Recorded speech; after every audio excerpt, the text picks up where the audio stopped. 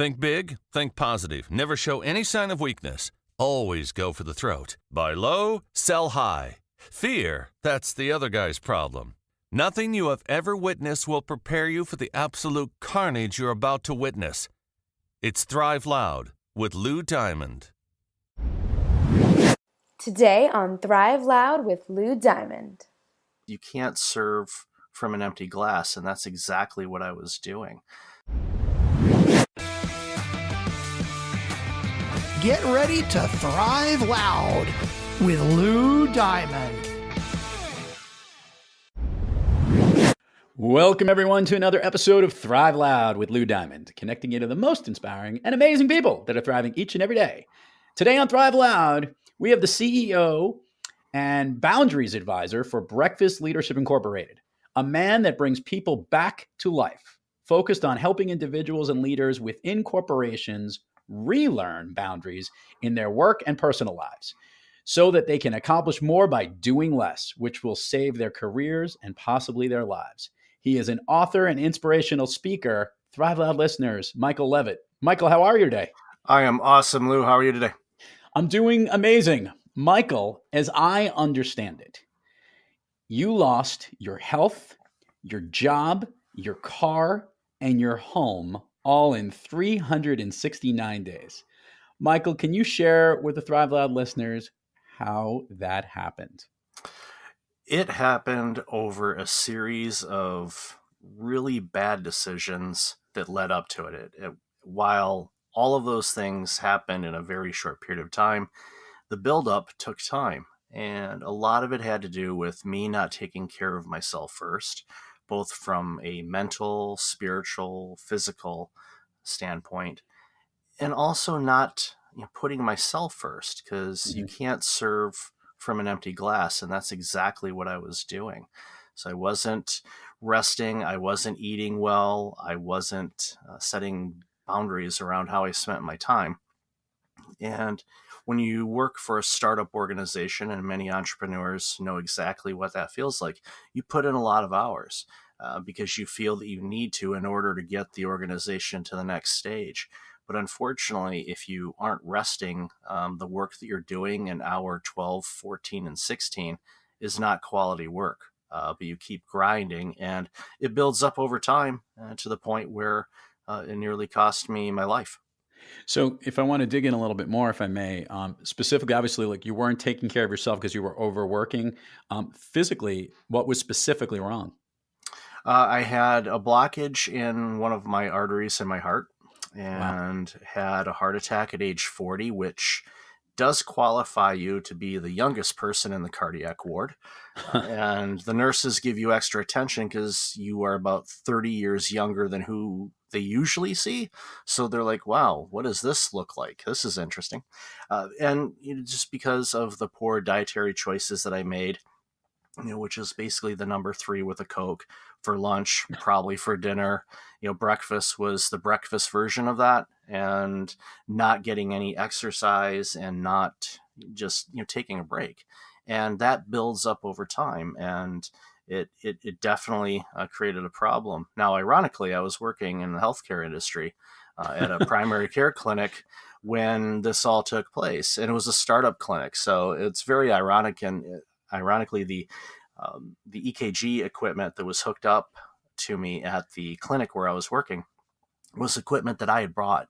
So something that I had purchased was used on me. Oh, wow.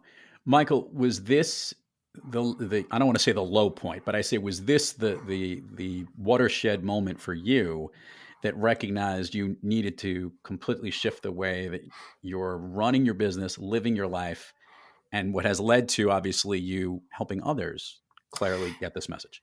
It definitely kicked things off. The other losses that took place after that reinforced it. But, that time away, after the heart attack, I was off of work for 17 weeks. So I had a lot of time to reflect.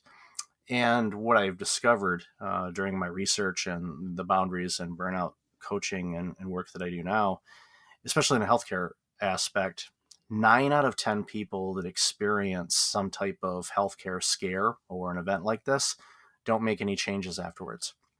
So I'm one of the 10% that did, because I realized, okay, this is not something that's sustainable. The blockages that I had were pretty significant. Again, at 40 years old, like, I want to stick around for a long time. So I need to change something. And, my daughters at the time were, 9 and younger. Mhm. So I wanted to see my kids grow up and everything else in life that you want to do. At 40, you're not ready to say, okay, yeah, I've had a good life, let's go. No, you're just starting to figure things out at 40. For those of you that are younger than 40, you still won't figure it out at 40. I'll hate to spoil it for you. Yep, spoiler alert, that is 100% Yeah, true. Yeah. exactly. You don't, and even at 50, you don't think you know anything. So it keeps going. But for me, it was definitely a moment where I reflected on some things, and I knew that I had to make some changes. But at that particular point, I didn't know what that was going to be yet. But I knew I had to do something. So let's continue moving the ball forward here. You work on regaining your health, and obviously some of your financial stability. Can you talk about the transition in getting to that point that you shouldn't be in to moving to what you're doing now? Well, after going through the other losses and, really, getting knocked on my butt, it was like, okay, well, I've survived all of that. Right. And it was an opportunity for me to say, okay, we're not going to go through this ever again. So let's make some dramatic changes in how I approach everything, in my thought process, values, everything. And so I started rebuilding myself and landed a job back in healthcare. My parents wanted to have me committed, because they said, you're going back into the field that nearly killed you. Hmm. What in the world are you doing? And I knew that I could do it a better way. I was driven. It's like, I'm going to figure out how to do this without burning myself out. And I did. I was in that field for well over a decade. And at that point, from the heart attack, almost 8 years afterwards. And accolades and all kinds of different awards and you name it. So highly regarded as a healthcare leader and doing things really, really well. And I noticed that a lot of people in my industry, especially healthcare, were going down the same road that I did. And it scared me. So I started telling them, you're familiar somewhat with my story. I'm seeing some similarities, and I think you should probably make some changes. Now, of course, if people aren't ready to hear that, they're not going to do anything about it. So I thought, okay, I need to go about this in a different way. So I started to research burnout. I started to research stress management techniques, why people burn out, what's going on. And, and a lot of the research and discoveries, it came down to a lot of people that burn out tend to be type A personalities who have been extremely successful in their life. They've risen to the top. And they either are lousy at delegation, they're lousy at saying no, because they're so driven and such a go-getter. Burnout sneaks up. Burnout doesn't happen overnight. It's not like tomorrow morning you're going to wake up and go, "Oh, I'm so burned out." No, that's not it. You may be fatigued, you might be tired, but it's going to be something that's going to build up over time. Now, what does that time look like? It could be a few months, it could be a few years. It all depends on your personality and the decisions you make and how you go about making those decisions. Michael, I want to ask this, and I came from a pretty stressful industry working on Wall Street, and I've heard this before, that the healthcare industry can actually have a lot of stress going on with it. Do you think that it's just specific to the industry you were in? You think it's everyone, and maybe it just has certain types of people that it recruits? What exactly is your take on the industry itself in healthcare, and what is it not doing a good job of, I guess, from the very beginning in working with people so that they manage stress a little better? I think burnout is applicable to every industry under the sun. We're seeing teachers quitting at high levels. Attorneys are burning out. Every industry is dealing with it. But when it comes to healthcare, one of the biggest challenges that I see, and I speak about physician burnout and clinician burnout, we're losing physicians and nurses every day. either by them leaving the profession. Physician suicide rates in the U.S. are climbing. And it's concerning to me because our population is getting older, and I'm wondering who is going to take care of us when we get to an age where we need to be taken care of. Are there going to be any physicians to take care of us? What's leading into it is a combination of things. One, as we continue to move down this path of electronic health records and documentation, there's more documentation that is required than there was before. In the olden days, as my daughter likes to refer to them, we had paper charts. So physicians and healthcare providers would write in a paper chart the notes that were applicable. They would write what they needed to write. They'd go in the file, and there you go. Now, there's other things that we need to keep track of because of whether it's insurance or governments or you name it. There's more statistics that these varying bodies want to see. They don't want to just see that someone came in because they have type 2 diabetes and they want to see what their A1C levels are. No, there's other things that they want to check on. So physicians are spending more time checking boxes and typing in things. And quite frankly, it's reducing the amount of time that they're spending with the patients. And it's taking a toll on physicians because a lot of the doctors that I've spoken with, they actually are regretful that they're not able to spend more time with the patient because they have to spend more time charting. Yep.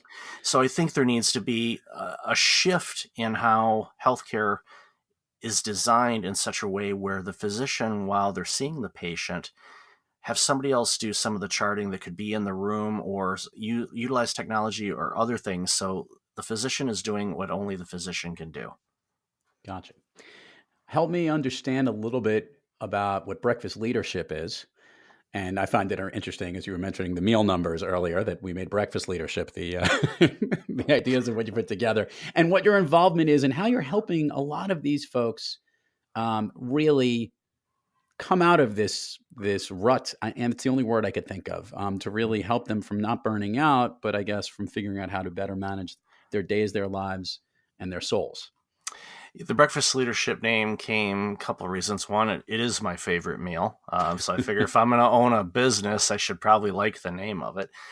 But more importantly, I found, and again, being an executive myself, I find that the only time you can actually get the attention of many leaders is first thing in the morning before they get into the office. Because once they get into the foxholes and the trenches of work, it is very difficult to get many of them out of there. And even if you do get an audience with them, whether it's a half-hour meeting or something like that, their mind is focused on so many different things that they might be hearing me, but they're not listening to me. So if I get them first thing in the morning with exercises or conversations or just check-ins of what's going on, it tends to set the tone for them to be able to make better choices throughout the day. So that's where the name came from. It was just, an observation in dealing with various leaders across multiple sectors that's a great time to get a hold of them is, first thing in the morning before they really start getting into things. So that's why I'm very passionate about protecting the first part of your day and doing the things that are really important to you, whether it's self-care and just easing into the day. Because if you hit the ground running, and I know some people do that, not just jogging, but just running and getting into work right away, you got to make sure that you're balancing that with taking care of yourself. Because if you don't, like I like to say, if you don't take a break, you will break. Yeah. And it happened to me, and it will happen to pretty much everybody at some point.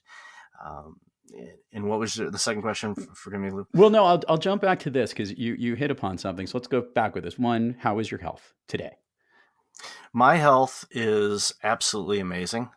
In the last 6 months, I've lost almost 30 pounds. Oh, great. It was the last plateau because the cardiac event and all of that happened 10 years ago, May 2009.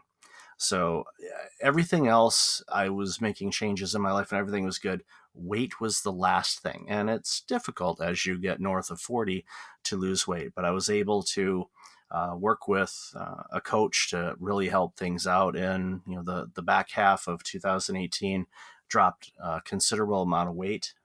My cardiologist is going to be absolutely thrilled with me when he sees me in a few months for my checkup. because it was something that I've been wanting to do and struggling to do for a long time. So my health is good. You can barely see any scar tissue in the heart. I'm very, very fortunate. So I am a very healthy individual, and I'm very thankful for that. Let's go to the less important things about those things: job, car, home. We have a place to live? Do we have a place to drive to? And more notably, what's going on specifically, what you're focused on in your career today? Yes, job. I have a job. I help out a medical clinic in addition to the breakfast leadership stuff, and actually also launched a new consulting organization with Dr. Arlene Badasil called Preemptive Strike Consulting.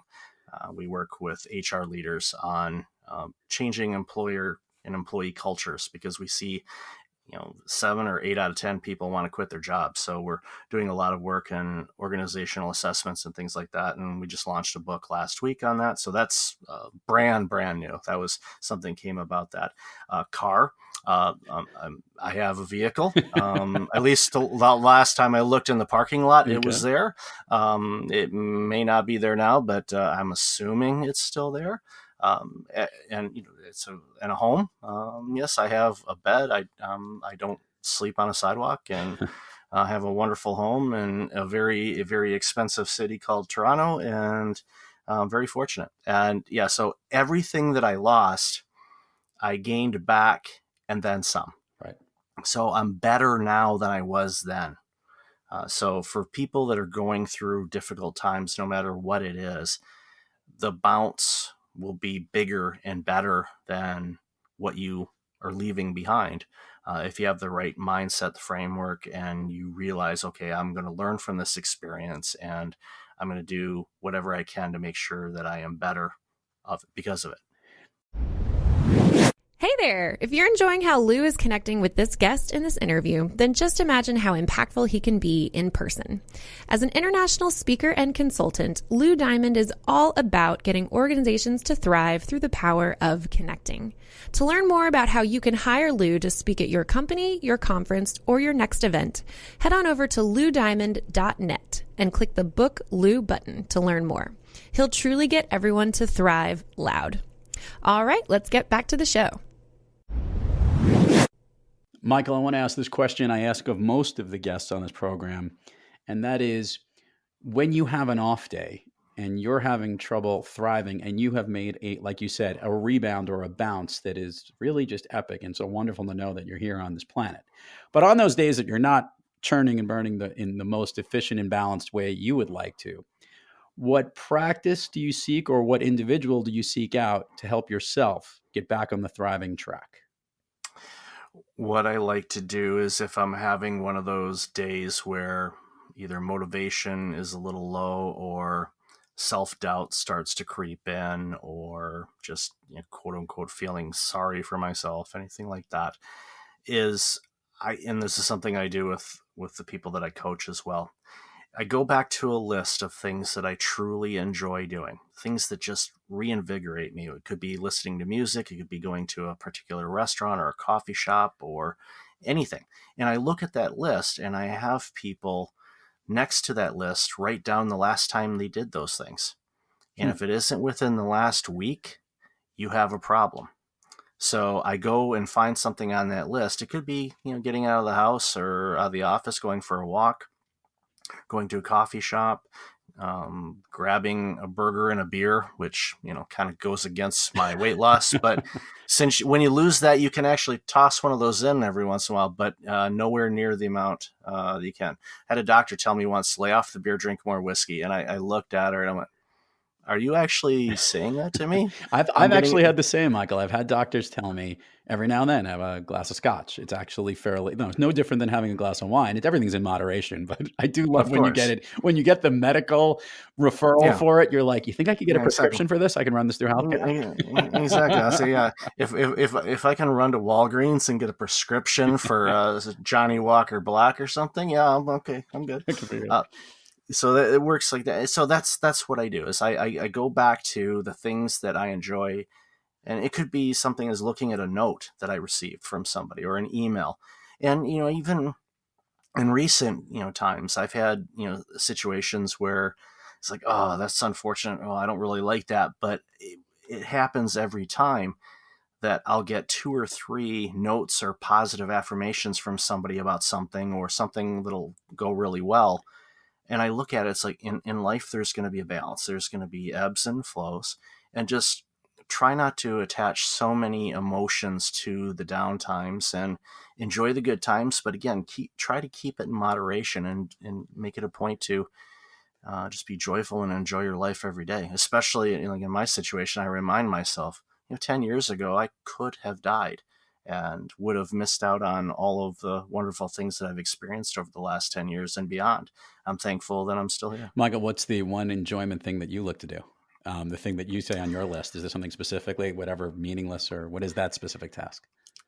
One of the things, and this it kicked back to me in 2017. I was at a conference in Florida, and I was in a rental car, and satellite radio was on there, and I was flipping around, and I landed on Jimmy Buffett's Margaritaville station. I haven't listened to Buffett in several years. Used to listen to it quite a bit in the 90s, to date myself. And I listened to that while I was down there. And I'll listen to Buffett, because it's just one of those beachcomber, relaxing, life is good type of things. And it grounds me, and it's like, okay, this is good. And now when it gets to Margaritaville, I don't run to the kitchen and start making a drink, but I although I could, because as long as it's not beer, the doctor's happy with me. But Gotcha. That's my excuse. Yeah, the doctor says I could drink this. It's the beer. No, stay away from the IPAs. It's a lot of bad calories.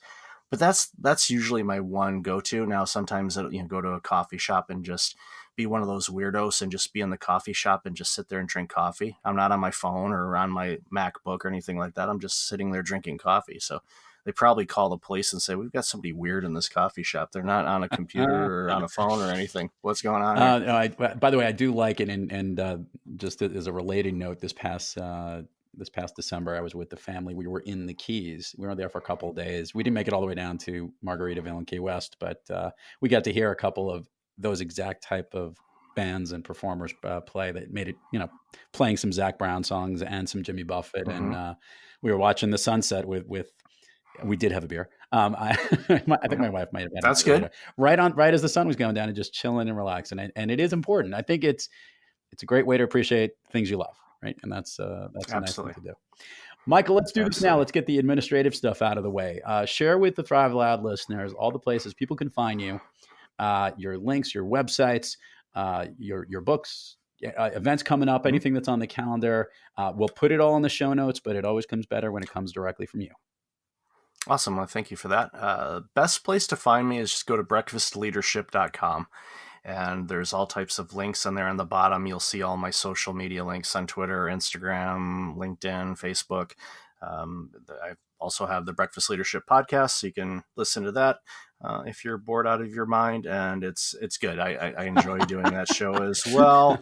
And as far as speaking events at the New Media Summit, it's actually in Tampa in February. That's right. I've gotten a lot of guilt because I've got a conflict, and Steve and Doug Sandler and all these guys have been coming after me, upset with me that I'm not going to make it. So give the shout out. We'll let it air beforehand. So. Yeah, I was gonna say when Strick is giving you grief, it's like, come on, man. But they're a great group. I enjoy them. And then in April, speaking at the Becker's Healthcare Conference in Chicago on physician burnout. And then in June, I'm going to be in Copenhagen, speaking with a bunch of scientists from around the globe on burnout in the sciences. A lot of scientists are burning out in research labs and all of that because there's pressure on finding the cure of, cancer and everything else.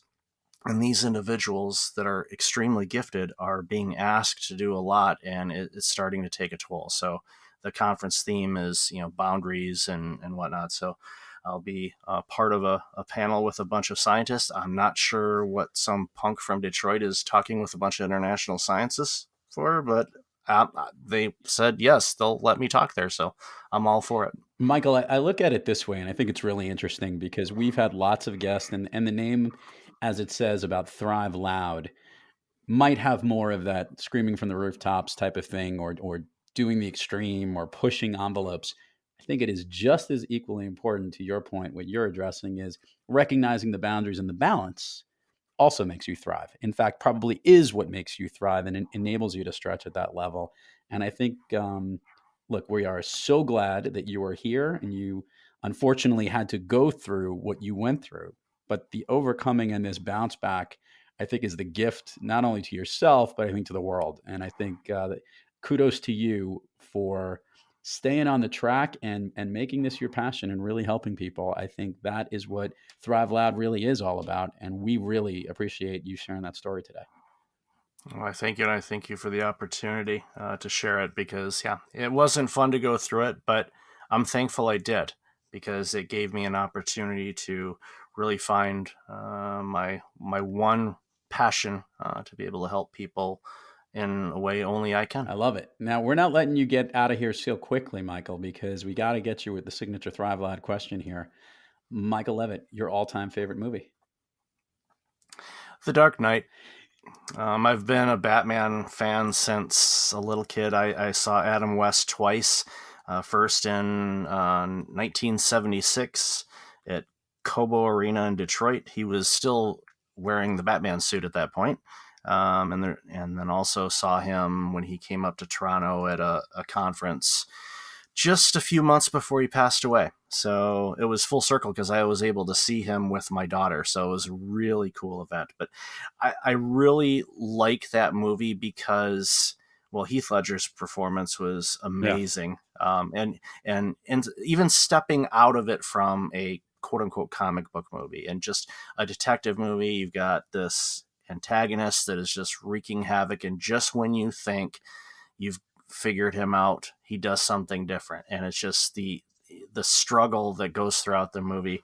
And the soundtrack is really surreal, and great to see it in the theater for sure. It is such all the Dark Knight movies, and I know that that trilogy of Batman flicks are also well done and have such interesting range and have this unique dark side to them.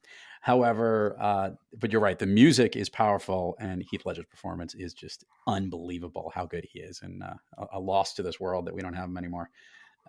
Absolutely, but it is a great movie, and I'd say out of all of the DC related movies, and I know you have the Superman movies and this new version of whatever DC is, and Batman has an interesting tint on it. That is by far the one that when that movie is on, it's impossible to stop. Whether the music, you got to go through, you catch it at whatever point, and you're going to the end of it. So, yeah, you just watch through it every time. Great stuff, man. Well, our Dark Knight himself from Toronto has emerged from the darkness into the lightness, and it was a pleasure to have you on today, Michael. This was a lot of fun, educational, and we're going to keep tabs on you as we learn a little bit more about all these boundaries and the breakfast leadership as you lead it onward and upward. Sounds good. Thank you, Lou. And thank you, everybody. You got it. Truly my pleasure to have you on, Michael. And to all the Thrive Out listeners out there, thank you for joining us. And until next time, keep thriving onward and upward. And remember, be brief, be bright, be gone. Some men aren't looking for anything logical, like money. They can't be bought, bullied, reasoned, or negotiated with. Some men just want to watch the world burn. You've been listening to Thrive Loud with your host, Lou Diamond. Make sure to subscribe on iTunes, Overcast, or wherever you get your podcasts. And follow us on Twitter, Facebook, and Instagram at Thrive Loud. Or find us on the web at thriveloud.com.